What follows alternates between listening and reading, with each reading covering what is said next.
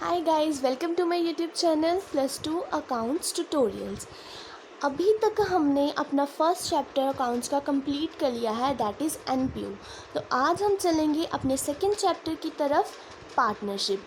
वैसे तो लोगों ने इसे इतना चढ़ाया हुआ है ना इस चैप्टर को, मतलब कि सबसे फेमस चैप्टर है +2 अकाउंट्स का, क्योंकि ये सब कहते हैं डिफ़िकल्ट बहुत है। पर हमें चैप्टर डिफ़िकल्ट नहीं बनाना है, हमें चैप्टर को ईजी करना है। तो इसलिए हम इसे थोड़ा डीपली समझेंगे और इसे ईजी करेंगे ताकि हमें पढ़ने में भी मज़ा आए। हम इसे डिफ़िकल्ट नहीं बनाएंगे, ठीक है। तो आज का हमारा चैप्टर है फंडामेंटल्स ऑफ पार्टनरशिप। तो वीडियो शुरू करने से पहले अगर आपने मेरे चैनल को सब्सक्राइब नहीं किया है तो सबसे पहले चैनल पे विज़िट करें, चैनल को सब्सक्राइब करें एंड बेल आइकन पर क्लिक कर दें और वीडियो को लाइक भी करें। तो अब हम चैप्टर शुरू करते हैं। आज का हमारे चैप्टर का नेम है फंडामेंटल्स ऑफ पार्टनरशिप, जो कि अकाउंट्स की बुक का फर्स्ट पार्ट का सेकेंड चैप्टर है। अब पार्टनरशिप, ये तो आप लोगों को पता ही होगा पार्टनरशिप होती क्या है। जब कोई दो या दो से ज़्यादा पर्सन मिलके काम करें उसे हम कहते हैं partnership. Partnership is the relationship between two और more persons carrying on business in common with a view to earn profits. देखो, हमने सोल प्रोप्राइटरशिप पढ़ा हुआ है। सोल प्रोप्राइटरशिप में क्या होता है कि सिर्फ एक ही बंदा है जो अपना बिजनेस चलाता है। उसमें हम एग्जांपल ले सकते हैं, जो नॉर्मल शॉप्स हो गई, जितनी भी हमारे आसपास जितनी भी शॉप्स देख लो, वो कोई एक बंदा ही चलाता है, तो वो हो गई सोल प्रोप्राइटरशिप। पार्टनरशिप क्या होता है, जब कोई दो इंसान या दो से ज़्यादा इंसान मिलके कोई काम चलाएं, उसे हम कहते हैं पार्टनरशिप। जैसे कहते हैं ना पाई वाली काम करना, वो हो गया partnership. Persons who have entered into partnership with one another are called individually as partners and collectively as firm। अब देखो, सोचो ये एक आदमी है, इसका नाम है राम, ये है श्याम। राम का अभी तक था सोल प्रोप्राइटरशिप का बिज़नेस, मतलब वो अकेले ही बिज़नेस चलाता था। अब उसे अपना बिज़नेस वाइड करना है, उसे फैलाना है, हर तरफ अपनी ब्रांचेस खोलनी है। उसके लिए उसे कैपिटल चाहिए होगी, नाम चाहिए, मतलब गुडविल चाहिए होगी, काफ़ी ज़्यादा चीज़ों से चाहिए होती है जो उसके पास अकेले के पास नहीं है। सबसे मेन कैपिटल नहीं है, तो वो किसी और को अपना पार्टनर बनाएगा। उसने शाम को बोला कि भाई आ मेरे साथ मिलके बिज़नेस कर, हम अपना बिज़नेस पूरे इंडिया में फैलाएंगे, ठीक है। तो जब ये दोनों मिलके बिज़नेस कर रहे हैं, ये हो गया इनका पार्टनरशिप फर्म हो गई इनकी। जब कोई बिज़नेस मिलके करे वो होती है पार्टनरशिप फर्म। एंड जो ये दो अलग अलग बंदे हैं, राम एंड श्याम, ये हो गए पार्टनर्स। इन्हें पार्टनरशिप नहीं कहेंगे, इंसान जो पर्सन है उन्हें कहेंगे पार्टनर्स, जो ये काम चला रहे हैं उसे कहेंगे पार्टनरशिप फर्म, ठीक है। The name under which the business is carried on is called firm name. अब इन्होंने बिज़नेस तो बना लिया, अभी किसी ना किसी बिज़नेस का कोई ना कोई नाम तो होता है ना। सोचो, इन्होंने नाम रख लिया राम एंड श्याम लिमिटेड्स, ये हो गया इनकी फर्म का नेम, इसे हम कहते हैं फर्म नेम, ठीक है। हमने तीन चीज़ें पढ़ी, पार्टनर्स क्या होते हैं, फर्म क्या होती है और फर्म नेम क्या होता है।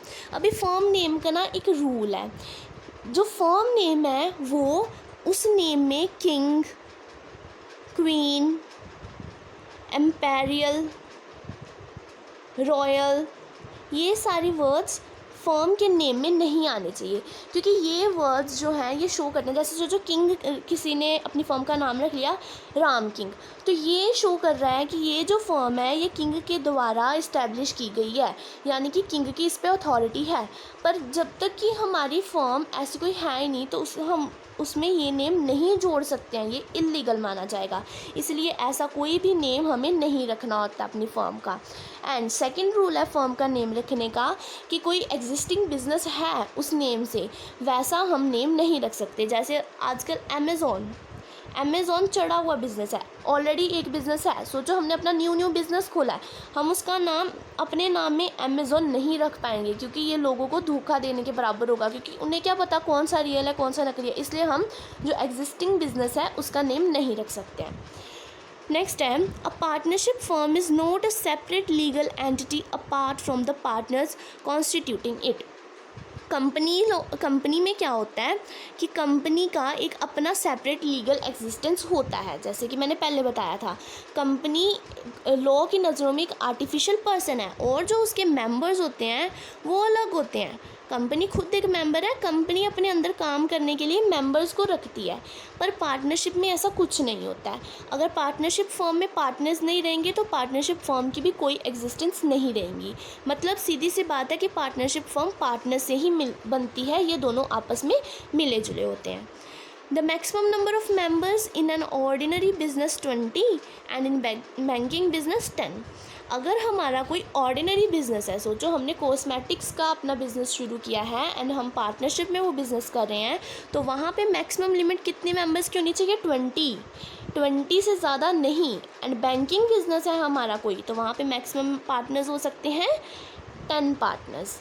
ठीक है, there are 6 kinds of partners. अब हम आ जाते हैं पार्टनर्स पे। देखो, हमें पार्टनरशिप समझ आ गया, पार्टनर समझ आ गया, फर्म समझ आ गया, फर्म नेम समझ आ गया। अब पार्टनर समझा तो हम ये भी तो समझें कि पार्टनर होते कितने टाइप के हैं। पार्टनर नॉर्मल नहीं कि पार्टनर ही है, पार्टनर काफ़ी तरह के हो सकते हैं। सबसे पहला पार्टनर आता है एक्टिव पार्टनर। नाम से समझ आ रहा है एक्टिव पार्टनर। अब समझो भाई एक्टिव पार्टनर क्या होता है। देखो, एक्टिव नाम समझ आ रहा है, एक्टिव मतलब कि जो काम करता है पार्टनर।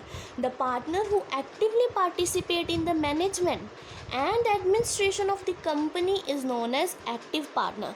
मतलब कि वो पार्टनर जो एडमिनिस्ट्रेशन के हर एक वर्क में अपना हिस्सा देता है।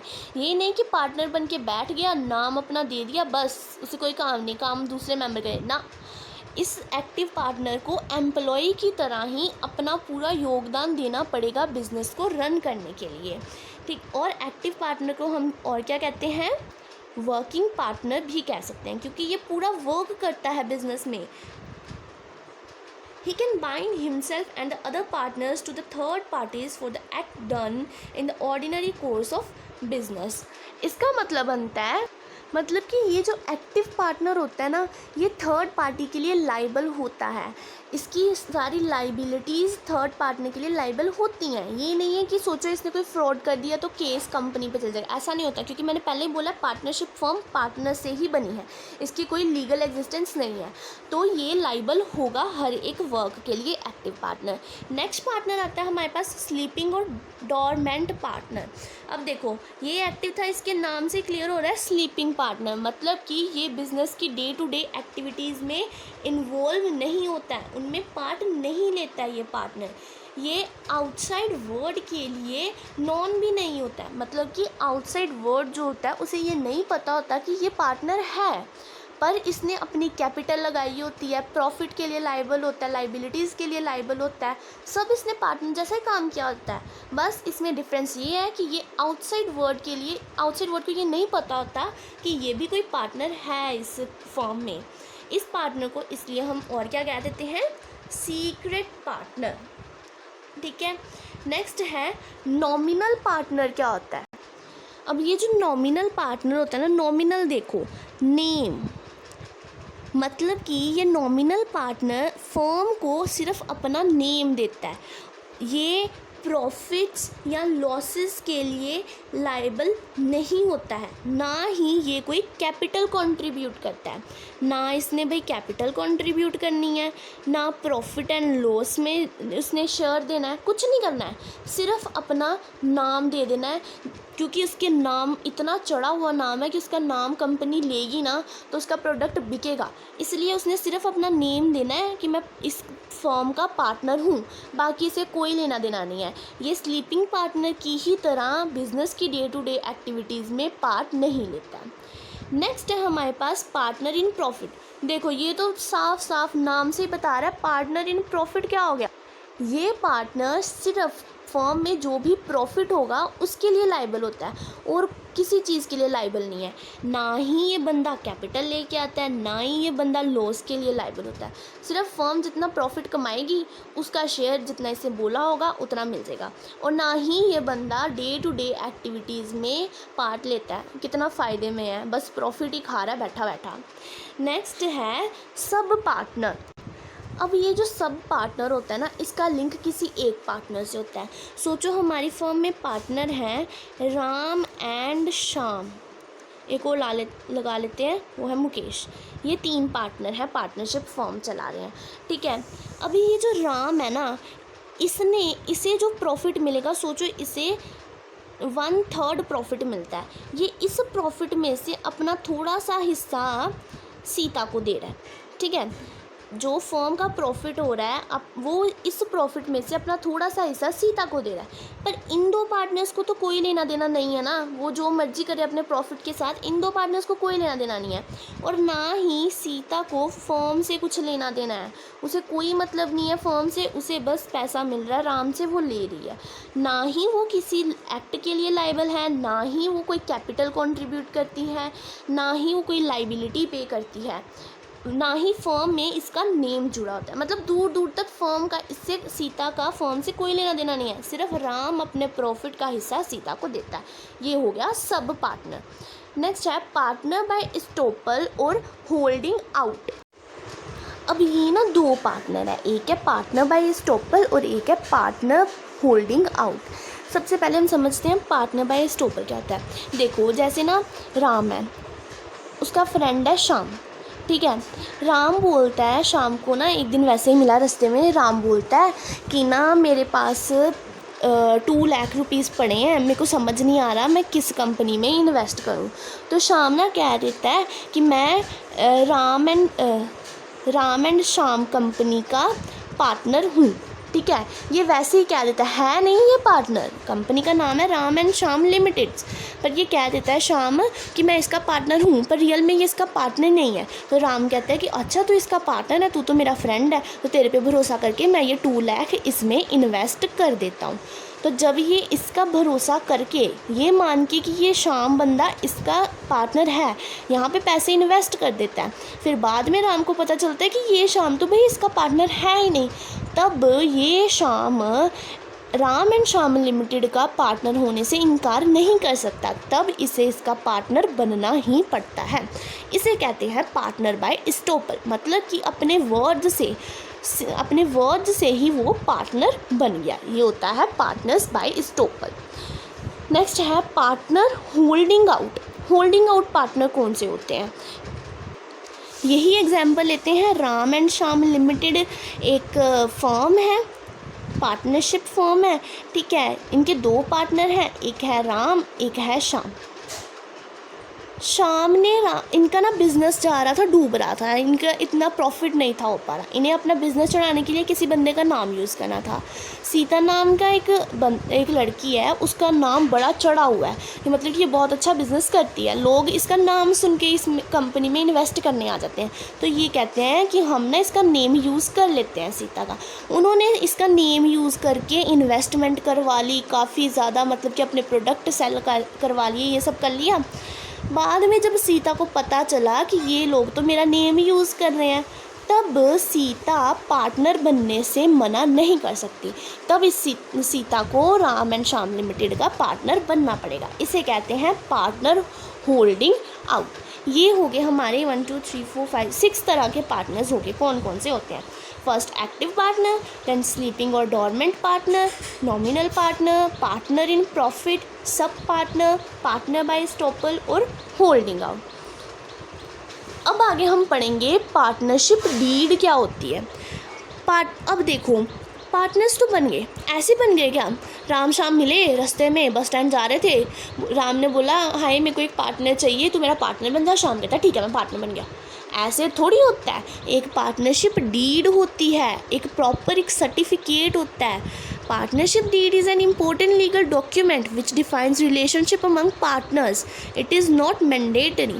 पार्टनरशिप डीड एक इम्पॉर्टेंट लीगल डॉक्यूमेंट होता है जो कि पार्टनर्स के रिलेशनशिप को डिफ़ाइन करता है।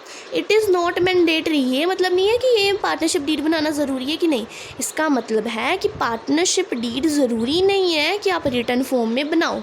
कई बार लोग पार्टनरशिप डीड नहीं बनाते हैं, ऐसे कहते हैं रहने दो क्या करनी पार्टनरशिप डीड, पर कहते हैं कि पार्टनरशिप डीड बनानी ज़रूरी होती है क्योंकि इससे आपको ही बाद में फ़ायदा होगा, नहीं तो बाद में नुकसान ही होता है। पार्टनरशिप डीड बना लो तो ठीक है ना, बाद में कोर्ट में पेश करने के लिए कोई तो प्रूफ होगा कि हाँ हम पार्टनर्स हैं, इसलिए लोग पार्टनरशिप डीड बनाते हैं। वैसे ये इट इज़ नॉट मैंडेटरी है, मतलब कि ज़रूरी नहीं है बनानी पड़ेगी या नहीं बनानी पड़ेगी।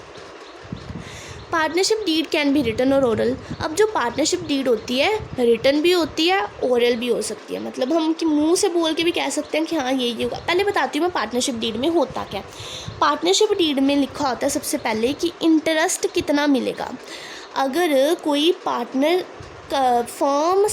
फर्म को लोन दे रहा है या फर्म से लोन ले रहा है, ठीक है, सोचो फर्म को उसने लोन दिया है पार्टनर ने, तो उसे पार्टनरशिप डीड में लिखा होगा कि उसे कितना इंटरेस्ट पे होगा, कितना इंटरेस्ट मिलेगा पार्टनर को। पार्टनरशिप डीड में पहले से वो लिखा होगा, उसी अकॉर्डिंग उसे इंटरेस्ट मिलेगा। यहाँ सोचो पार्टनर ने एडवांस दिया है फर्म को, तो पार्टनरशिप डीड में मेंशन होगा कि कितना एडवांस के साथ उसे कितना इंटरेस्ट मिलेगा पार्टनर को। नेक्स्ट है सैलरी या रेम्यूनरेशन, ये कितनी मिलेगी हर एक पार्टनर को। कई पार्टनर होते हैं सैलरी बेसिस पे काम करते हैं, एक्टिव पार्टनर हमेशा सैलरी बेसिस पे काम करते हैं, तो अब उसे सैलरी कितनी मिलेगी ये भी पार्टनरशिप डीड में मेंशन होगा। और मेंशन होता है कि प्रॉफिट एंड लॉसेस, मेन बात प्रॉफिट एंड लॉस किस रेशो में डिवाइड होगा, रेशो कितनी होगी ये पार्टनरशिप डीड में मेंशन होता है। और ड्राइंग्स अगर की हैं पार्टनर ने तो उस ड्राइंग्स पे उसे कितना इंटरेस्ट पे करना पड़ेगा, ये सब मेंशन होता है पार्टनरशिप डीड में। और मेंशन होता है नाम हो गया पार्टनर्स का, एड्रेस हो गया, काफ़ी चीज़ें ये मेंशन होती है। मेन थी ये चीज़ें, ये सब होता है पार्टनरशिप डीड में मेंशन। अब कई लोग रिटन फॉर्म में बनवाते हैं, कई लोग ओरल फॉर्म में बनाते हैं पार्टनरशिप डीड, ठीक है, अपनी अपनी मर्जी होती है। नेक्स्ट है in case of absence of partnership deed court follows the clauses of Indian partnership act 1932। अब जैसे मैंने कि बोला पार्टनरशिप डीड मैंडेटरी नहीं है, अपनी मर्जी है, बनवानी है बनवाओ, नहीं बनवानी तो मत बनवाओ, आपकी मर्जी है। तो जब कभी सोचो दो पार्टनर्स हैं, वो दोनों अपना बिजनेस वाइंड अप कर रहे हैं, तो अब उन्हें नहीं पता कि उन्होंने पार्टनरशिप डीड ही नहीं बनाई, तो क्या पता किस रेशो में प्रॉफिट एंड लॉस शेयर होगा, इंटरेस्ट कितना मिलेगा, कितना ड्राइंग्स पे इंटरेस्ट पे करना है, कितनी सैलरी मिलेगी। अब ये नहीं पता उन्हें कुछ भी, या फिर कई बार क्या होता है झगड़े हो जाते हैं पार्टनर्स के बीच में, तब भी कोर्ट तब क्या फ़ैसला लेती है, इंडियन पार्टनरशिप एक्ट होता है 1932, उसमें मेंशन है कि अगर आपके पास पार्टनरशिप डीड नहीं है तो आपको ये वाले क्लोजेस फॉलो करने पड़ते हैं। In absence of deed profits and losses are equally divided. अगर आपने पार्टनरशिप डीड नहीं बनवाई है तो आपको profit and loss equal divide होगा, मतलब 1:1 में डिवाइड होगा। Next, no interest is allowed to partners on capital. Partner ने जितनी भी कैपिटल इंट्रोड्यूस करवाई हुई है अपने फर्म में, उसे उस पर इंटरेस्ट नहीं मिलेगा, किसी भी तरह का कोई भी इंटरेस्ट नहीं मिलेगा। उसकी कैपिटल की प्रिंसिपल अमाउंट उसे वापस ज़रूर मिलेगी पर इंटरेस्ट नहीं पे होगा। If you lend any amount of firm as loan और advance you will get interest at the rate 6% पर एनम। अगर आपने फर्म को किसी भी टाइप का कोई लोन प्रोवाइड करवाया या एडवांस आपने दिया है, क्योंकि आप ही का बिजनेस है, आपको पैसे की ज़रूरत है तो आप ही दोगे, पर उस पर आपको सिर्फ 6% पर एनम, मतलब ईयरली 6% का ही आपको इंटरेस्ट मिलेगा, ये फिक्स है पार्टनरशिप एक्ट के अकॉर्डिंग। नो सैलरी और remuneration is given to partners, मतलब पार्टनर्स को कोई भी किसी भी तरह की सैलरी या रेम्यूनरेशन नहीं पे की जाएगी। No interest will be charge on drawings. अगर पार्टनर ने कोई भी ड्राइंग की हुई है उस पर उसे किसी भी तरह का कोई भी इंटरेस्ट चार्ज नहीं होगा। ये हैं हमारे क्लोजेज ऑफ पार्टनरशिप एक्ट 1932। तो ये था हमारा फंडामेंटल्स ऑफ पार्टनरशिप वाले चैप्टर का थ्योरी पोर्शन। ये मत सोचना कि थ्योरी पोर्शन इम्पोर्टेंट नहीं होता है, थ्योरी पोर्शन करोगे तभी प्रैक्टिकल कर पाओगे। थ्योरी पोर्शन का समझना बहुत ज़रूरी होता है। थ्योरी पोर्शन की पावर को अंडर एस्टिमेट मत करो भाई, ये भी करो, ये भी ज़रूरी है। और जाने से पहले अगर आपने मेरा चैनल नहीं सब्सक्राइब किया उसे सब्सक्राइब कर लें एंड बेल आइकन पर क्लिक कर दें। Thank you.